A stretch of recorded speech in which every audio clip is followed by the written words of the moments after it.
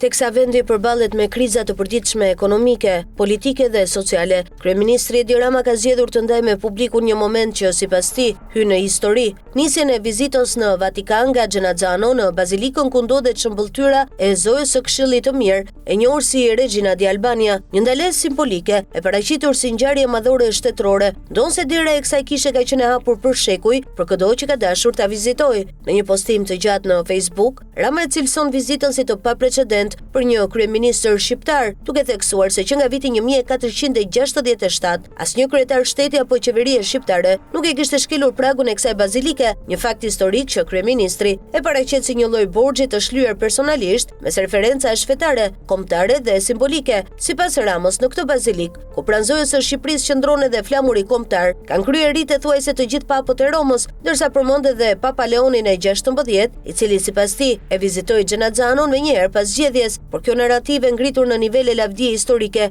nuk ka kaluar pa u shoqëruar me ironi dhe kritika. Ish-ministri Arben Male ka reaguar ashpër, duke cilësuar këtë vetmitizim si të tepruar dhe të shkëputur nga realiteti. Jo deri këtu, edhe Enveri do të bëjë xheloz, shkruan Malaj duke ironizuar faktin që një vizitë e zakonshme e aksesueshme nga çdo turist apo emigrant shqiptar në Itali shitet si arritje epokale. Sipas tij, pas 26 vitesh në majat e politikës, Rama e ka mbyllur rrethin e vet madhështimit, ku triumf quhet edhe hyrja në një kish ku dera ka qenë gjithmonë e hapur. Lajmi i madh nga Italia. Kryeministri zbulon kishën e Gjenazhanos. Pas 2 dekadash e gjysmë në majat e politikës, na shitet si arritje historike vizita në bazorelievin e mbretëreshës së shqiptarëve, një monument që Vatikani nuk i ka ndaluar kurrë vizitat. Është e habitshme se si një vizitë krejt normale, e aksesueshme nga çdo turist apo emigrant, kthehet papritur në lavdi mahnitse. Duket se pas 26 vitesh, rrethi i vetmitizimit është mbyllur plotësisht. Tani triumf quhet edhe hyrja në një kish, ku dera ka qenë gjithmonë e hapur për të parë atë që është aty prej shekujsh. Shkruan ai, reagimi i Malajt përforcon perceptimin se vizita në Gjenazhano